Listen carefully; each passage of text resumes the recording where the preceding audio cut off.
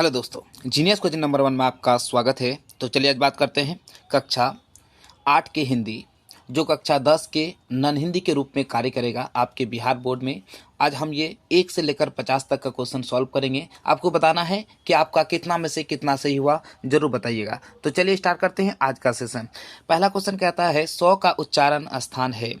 ए दांत, बी यानी दंत, बी तालु, सी मृदा, यस डी कंठ। आपको बताना है 100 का जो उच्चारण होता है वो किसके माध्यम से होता है, तो दांत के माध्यम से होता है। यानी ऑप्शन नंबर ए हो जाएगा इसका राइट आंसर।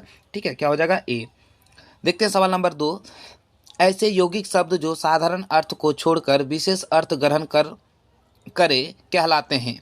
ए रूढ़, यौगिक, योग रूढ़ या इनमें से कोई नहीं। ठीक है, आपको बताना है इसका राइट आंसर। तो क्या हो जाएगा? योग रूढ़ कहते हैं उसे, यानी ऑप्शन नंबर सी। देखते हैं सवाल नंबर 3। निम्नलिखित में से कौन सा शब्द व्यक्तिवाचक संज्ञा है? ए गाय, बी पहाड़, सी गंगा या डी लड़का। यानी व्यक्तिवाचक यानी किसी खास व्यक्ति, वस्तु, स्थान का नाम को व्यक्त करता है, उसे ही व्यक्तिवाचक संज्ञा कहते हैं। यानी यहाँ पे क्या हो जाएगा? गंगा। गंगा क्या है? ये पर्टिकुलर है, गंगा मतलब सिर्फ एक। ठीक है, तो यहाँ पे क्या हो जाएगा? Option number C. देखते हैं सवाल नंबर 4 में। मैं राम का भाई हूँ वाक्य में सर्वनाम है। मैं राम का भाई हूँ वाक्य में सर्वनाम है। ए मैं, बी राम, सी भाई या डी का। आपको बताना है इसका राइट आंसर क्या हो जाएगा। 4 नंबर में इसका हो जाएगा मैं। देखिए, मैं खुद अपना नाम बोल सकता था, लेकिन नाम के बदले क्या किया, दूसरे का प्रयोग किया, तो वही क्या होता है? सर्वनाम होता है। ठीक है, तो ये हो गया ऑप्शन नंबर ए। देखते हैं सवाल नंबर 5 में क्या कहता है, गौर से देखिए। कारक के कितने भेद होते हैं? कारक के कितने भेद होते हैं? 5, 6, 7, 8। ठीक है, तो कारक के जो है 8 भेद होते हैं। कितना? 8 भेद, यानी ऑप्शन नंबर डी हो जाएगा इसका राइट आंसर। ठीक है, अब देखते हैं सवाल नंबर 6। ऋषि शब्द का विशेषण है। ए आर्स, बी रिया, सी ऋत्विक या डी ऋतंभरा, है ना। तो यहाँ पे अब 6 नंबर का जो आंसर हो जाएगा वो क्या होगा? आर्स हो जाएगा, ऑप्शन नंबर ए। क्या हो जाएगा? Option number A. देखते हैं सवाल नंबर 7 में। मैं पढ़ रहा हूँ किस काल का उदाहरण है? मैं पढ़ रहा हूँ यानी ये आपका क्या वर्तमान काल का उदाहरण है, यानी ऑप्शन नंबर सी। मैं पढ़ रहा था तो क्या हो जाएगा?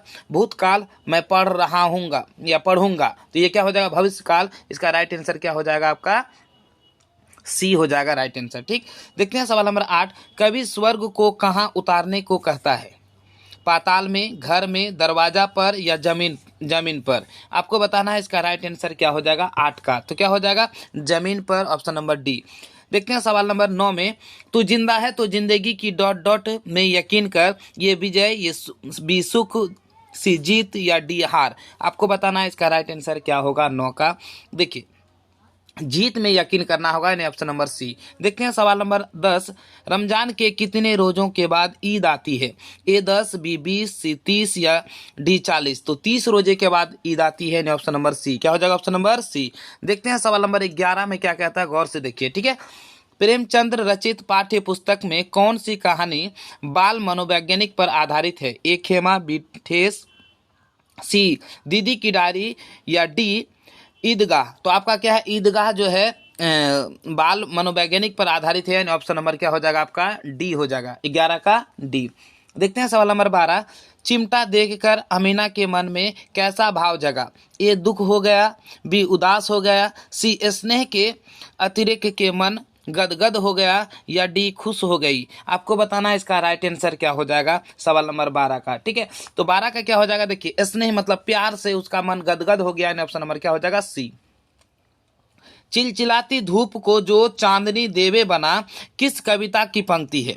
ये जो पंक्ति है ये किस कविता की है? ए खुशबू रचते हैं हाथ, बी पीपल, सी झांसी की रानी या डी कर्मवीर। आपको बताना है इसका राइट आंसर क्या हो जाएगा। तो राइट आंसर हो जाएगा कर्मवीर, यानी ऑप्शन नंबर डी। देखते हैं सवाल नंबर 14 में क्या कहता है।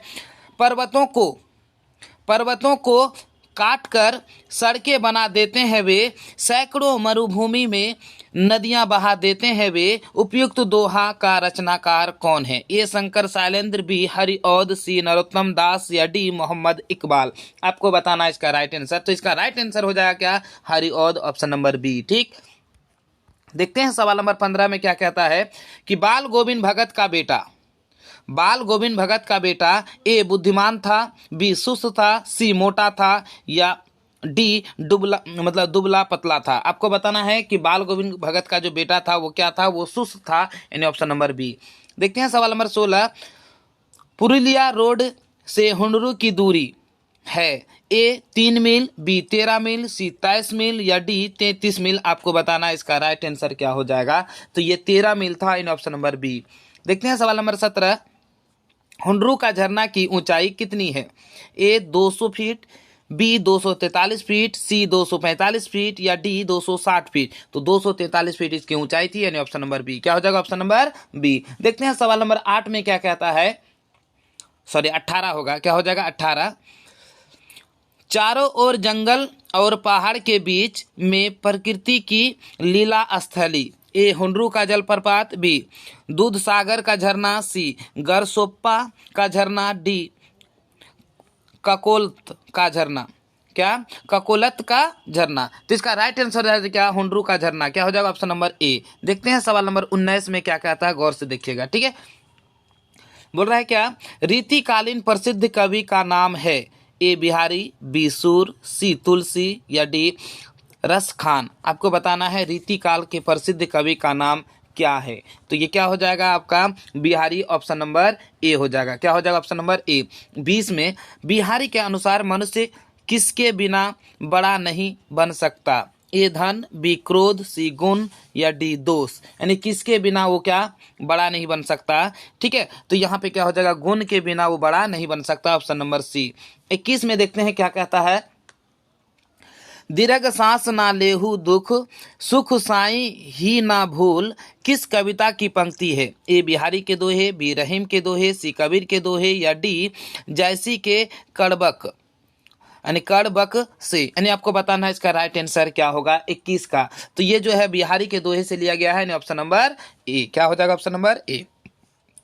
22 नंबर में देखते हैं, सिरचन को लोग समझते हैं, ए चटोर, बी बहादुर, सी बेईमान, डी नेता। नेता भी नहीं होगा, बेईमान भी नहीं होगा, बहादुर भी नहीं, बल्कि उसे क्या समझते थे, चटोर समझते थे, क्योंकि वो खाने का बहुत क्या थे, शौकीन थे, यानी ऑप्शन नंबर ए। चलिए देखते हैं सवाल नंबर कितना 23 में क्या कहता है, गौर से देखिए, ठीक है।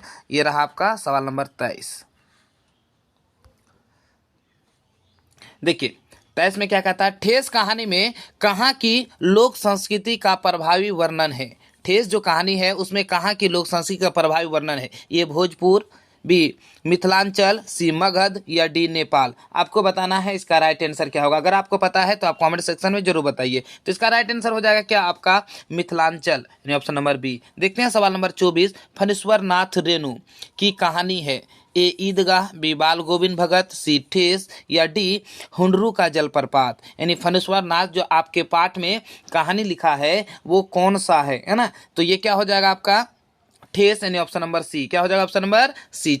25 में देखते हैं, ठेस शीर्षक कहानी में कौन दौड़ते हुए प्लेटफॉर्म पर आया, तो पंचानंद चौधरी, बी सिरचन, डी मानू का दुल्हा या लेखक। तो सिरचन शीतल पार्टी लेकर आए थे, यानी ऑप्शन नंबर क्या हो जाएगा बी, इसका राइट आंसर ऑप्शन 25 का बी, ठीक है। देखते हैं 26 में क्या कहता है, खुद को बुराई से बचा कर नेक राह पर चलने की दुआ किस कविता में मांगी गई है, ए सुदामा चरित, बी बच्चे की दुआ, सी कर्मवीर या डी तू जिंदा है तो जिंदगी की जीत में यकीन कर। तो ये जो दुआ मांगा गया है तो इसका लेखक इकबाल है और जिसका शीर्षक है बच्चे की दुआ, यानी ऑप्शन नंबर बी। क्या हो जाएगा ऑप्शन नंबर बी। देखते हैं सवाल नंबर 27, स्त्रियां भी निहत्तों पर वार नहीं करेगी, यह पंक्ति किस पाठ से ली गई है, ए अशोक का शस्त्र त्याग, बी ठेस, डी विक्रमशिला, सी विक्रमशिला या डी हौसले की उड़ान से। तो ये जो पाठ लिखे गया मतलब लिया गया पंक्ति ये अशोक का शस्त्र त्याग से, यानी ऑप्शन नंबर ए। क्या हो जाएगा ऑप्शन नंबर ए। तो चलिए देखते हैं सवाल नंबर 28 क्या कहता है, पद्मा कौन है, पद्मा कौन है, कलिंग महाराज की बेटी, बी मगध की राजकुमारी, सी कलिंग की रानी या डी मगध की रानी।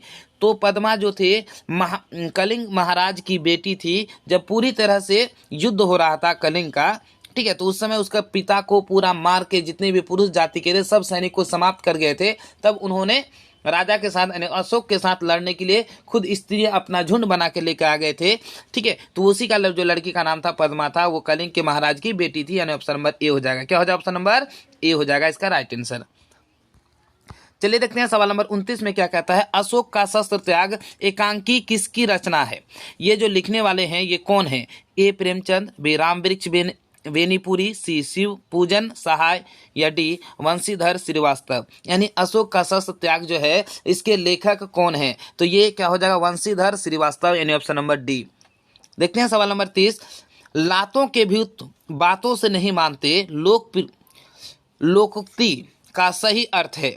ए भूत को लातों से भगाना, बी मंत्र से भूत भगाना, या सी दुर्जन लोग बिना दंड के नहीं मानते, या डी इनमें से कोई नहीं। आपको बताना इसका राइट आंसर। देखिए, लातों का भूत बातों से नहीं मानता, इसका मतलब क्या? दुर्जन लोग को बिना दंड दिए नहीं मानते। ऑप्शन नंबर क्या हो जाएगा? सी हो जाएगा इसका राइट आंसर। ठीक है, चलिए देखते हैं सवाल नंबर 31 क्या कहता है। गौर से देखिए क्या है।